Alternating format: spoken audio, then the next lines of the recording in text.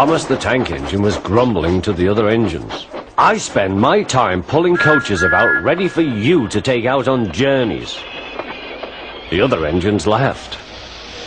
"Why can't I pull passenger trains too?" "You're too impatient," they said. "You'd be sure to leave something behind." "Rubbish," said Thomas. "I'll show you." One night, he and Henry were alone. Henry was ill. The men worked hard, but he didn't get better.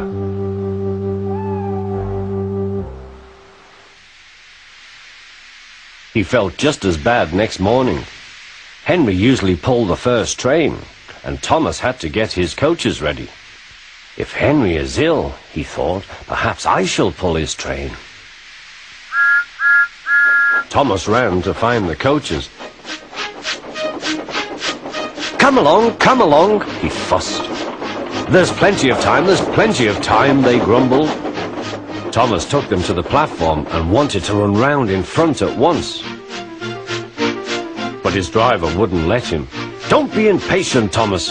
Thomas waited and waited. The people got in. The guard and station master walked up and down. The porter banged the doors, and still Henry didn't come. Thomas got more and more excited.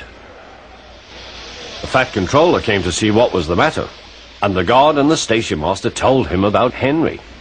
"Find another engine," he ordered. "There's only Thomas," they said. "You'll have to do it then, Thomas. Be quick now."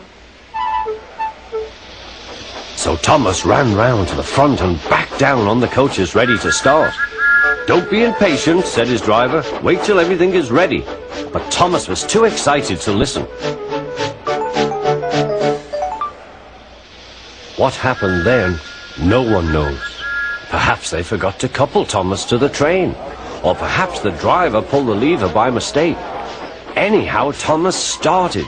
As he passed the first signal box, men waved and shouted, but he didn't stop.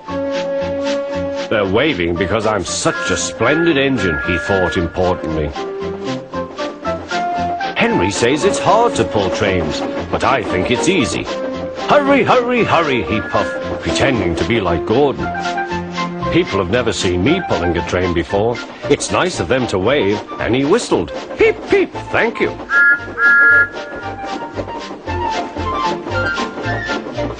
Then he came to a signal at danger. "Bother," he thought. "I must stop, and I was going so nicely too.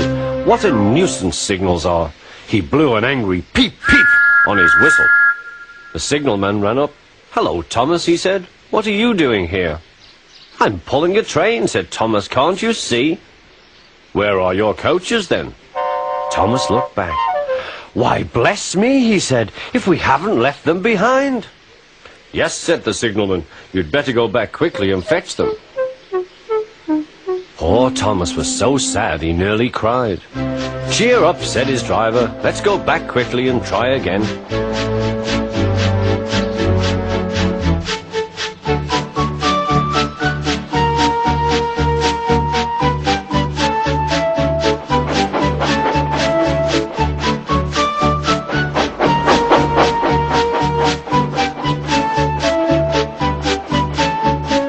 Station, all the passengers were talking at once. They were telling the fat controller what a bad railway it was. But when Thomas came back, they saw how sad he was and couldn't be cross. He was coupled to the train, and this time he really pulled it.